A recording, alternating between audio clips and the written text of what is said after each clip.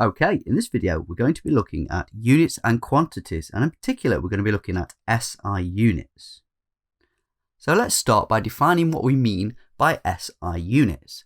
So SI stands for the International System of Units, and it's the only system of measurement which is used officially in almost every country in the world. You'll probably find you're familiar with a lot of SI units, but you might pick up a few key facts and terminology that you're not aware of. So first of all, we're going to talk about SI base units. There are 7 of these, and a few of them you'll definitely already be familiar with. So the ones that we'll use frequently throughout the course are as follows. We'll measure time in seconds, and we use the abbreviation S. We'll measure length in meters, and we'll use the abbreviation M. And we'll measure mass in kilograms, using the abbreviation kg. Now these are only the base units, and there are other units that can be made up with these that we'll see later in the course. But before we move on, I'd just like to look at what we said a few seconds ago about SI units being official in nearly every country in the world. So there are only actually 3 countries that don't use SI units as their official measurement system, and they're in red on this map in front of you. See if you can spot what any of them are. We have an obvious one on the left. That's the USA. The other 2 countries you might not be as familiar with, we have Liberia and Myanmar.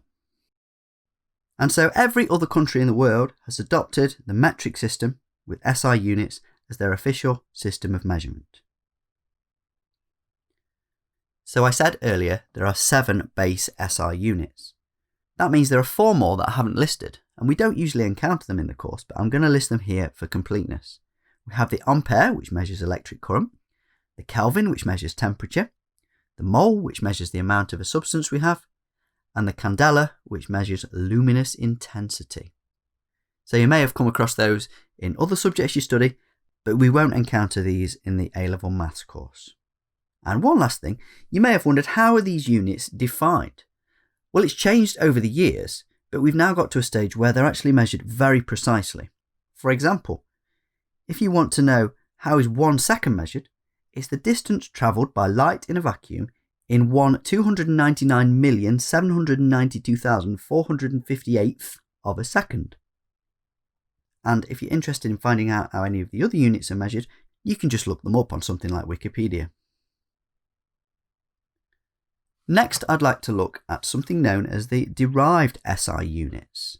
So these are units that are composed by combining 2 or more SI base units. And of these 22, there are a few we'll encounter in the A-level maths course, and they're as follows. We've got velocity, which is measured in meters per second. So meters and seconds are base units, and meters per second is a derived unit, and we use the abbreviation m/s, or ms to the -1. Now I'd just like to take a few seconds just to discuss this ms to the -1, because this occurs very frequently. Rather than writing it as a divide, meters per second, we can use the fact that if a quantity is on the bottom of a fraction, we can write it using a negative indices, so seconds to the -1. And you'll see that comes up a lot during the course because it's a less ambiguous way of writing things. We also have acceleration, which is measured in meters per second squared, and the abbreviation we'll use most frequently is ms to the -2. We'll talk a little bit later about why acceleration is meters per second squared, but for now we're just looking at the units.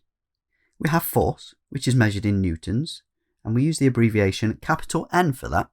You might notice that the other 2 we've done, you can see quite obviously how it's a derived unit. For example, velocity had meters and seconds in it.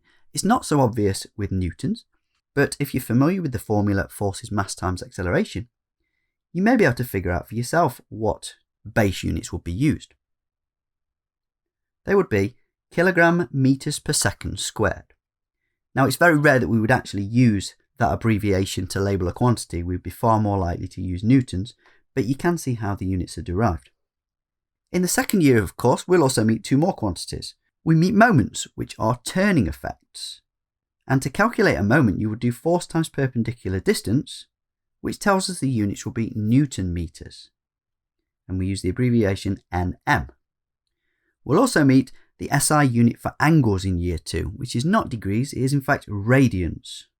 And the abbreviation we use for radians, we could either write rad, or we can use a small c, which would be a superscript, a bit like when you put a degrees symbol.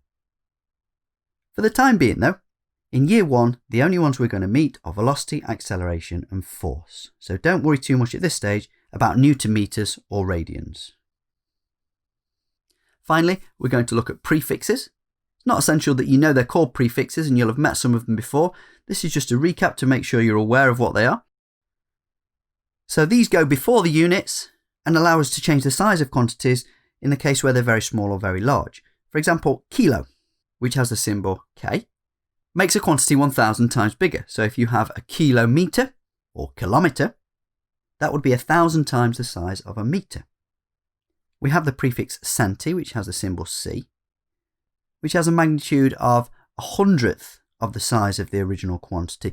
We generally only use this for metres, as in centimetres, which is 1/100th of a metre, but it can be used for other quantities if you want as well.